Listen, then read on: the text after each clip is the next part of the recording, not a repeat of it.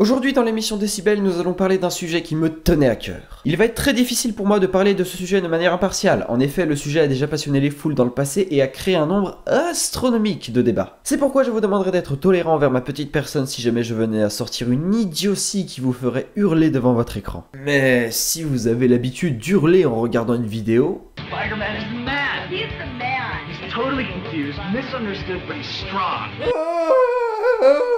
Enfin bref, passons. Mais Charlie, ce sujet, lequel est-il, me direz-vous? Allons-nous parler d'un artiste qui fut le sujet de grand nombre de scandales médiatiques? Allons-nous parler des albums les plus inaudibles sortis dans le domaine musical? Ou encore, allons-nous parler de la dernière coupe de cheveux de Harry Styles des One Direction? Cet épisode ne verra probablement jamais le jour. Retenez bien votre souffle, car aujourd'hui dans l'émission Décibel, nous allons parler des pochettes de disques. Oh yeah. C'est génial! Je prends mes affaires! Nous n'avons plus le temps, seul un album suffira. C'est parti!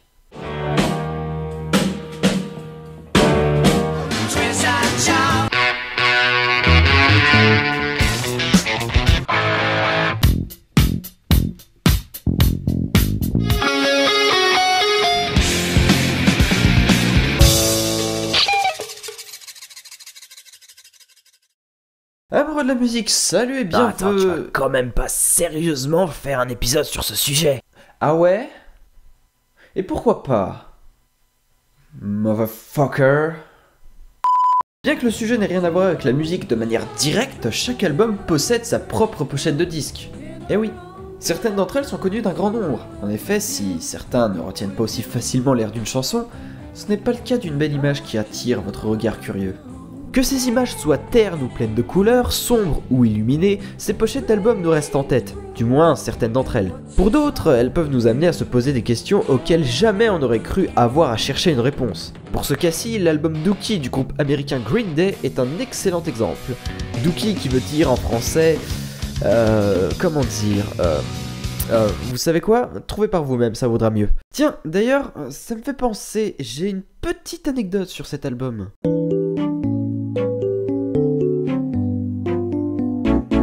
A la base, cet album devait s'appeler Liquid Dookie. Pour ceux qui savent déjà ce que veut dire Dookie, eh bien, je vous offre ce seau pour vomir. Voilà. Ne me remerciez pas.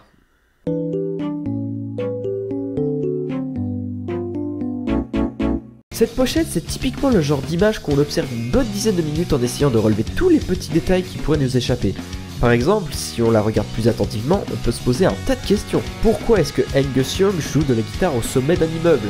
Pourquoi est-ce qu'il y a Elvis Presley taille XXL qui, visiblement, galère à mettre un pied devant l'autre? Pourquoi est-ce que Jésus... Bah, je pense que c'est lui. Pourquoi est-ce que Jésus admire le spectacle qui s'offre à lui comme un patron sur un nuage, assis sur une chaise et avec des putains de lunettes de soleil? Rien à foutre, biatch, je m'appelle Jésus. Et puis, pourquoi est-ce qu'il y a tous ces singes qui balancent de la... Ah, c'est ça ce que ça veut dire, Dookie?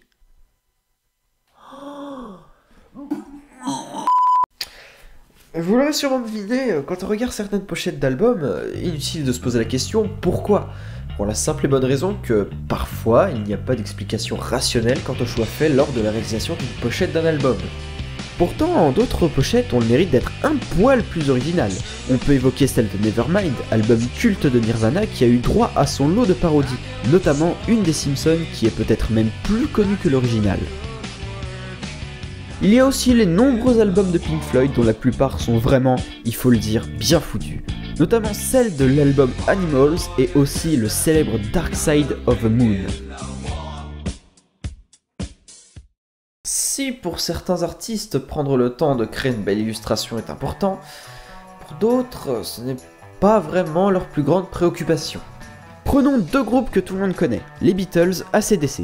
Le premier qui a révolutionné le monde musical et qui est le groupe le plus influent de ces 50 dernières années, et le deuxième dont un de leurs albums est le deuxième album le plus vendu de tous les temps, album au nom de Back in Black, dont la pochette constitue un fond noir. Ouais. Au moins, personne ne se plaindra de la mauvaise qualité de la pochette. Il ne faut pas se le cacher, les pochettes d'albums de ce groupe manquent cruellement d'originalité. Excepté peut-être l'album Let There Be Rock dont le message est simple et précis, Angus Young a été envoyé sur Terre pour faire perdurer le rock. C'est pourquoi 10 ans plus tard, le groupe n'arrive plus à vendre d'albums, mais encore une fois, je digresse. Quant aux Beatles, même chose mais avec un fond blanc. Cet album est apparu après Sgt Pepper's. Pourtant, nombreux sont ceux qui trouvent l'idée originale. C'est une pochette blanche. Qu'est-ce que tu peux trouver d'original dedans? Ouais.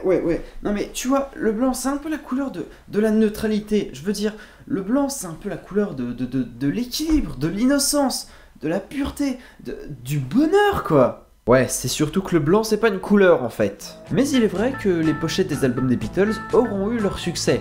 Pour preuve, vous avez sûrement déjà vu au moins une fois celle de Abbey Road, montrant les 4 membres du groupe partir du studio du même nom, signant ainsi la séparation du groupe.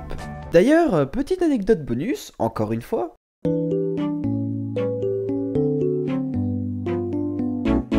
Sur cette pochette d'album, Paul McCartney est pieds nus.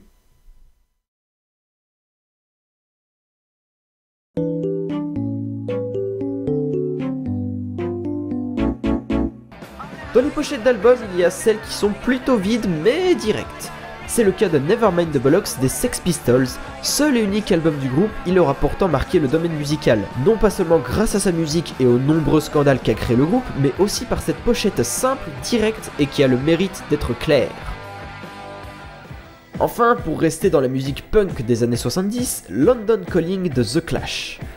Cette photo n'est pas seulement la représentation d'un bassiste éclatant son instrument au sol pour montrer ce qu'est le style punk, non. C'est aussi une parodie absolument pas voyante du premier album d'Elvis Presley.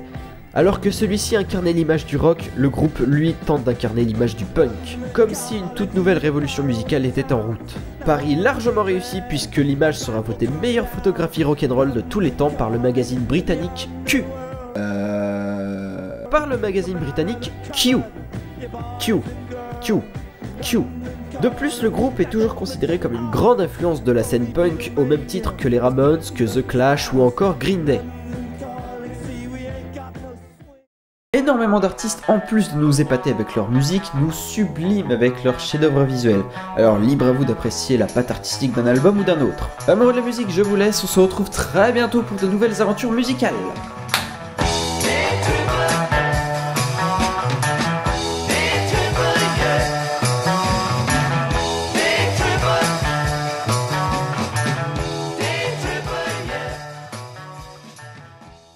Rien à foutre, biatch, je m'appelle Jésus.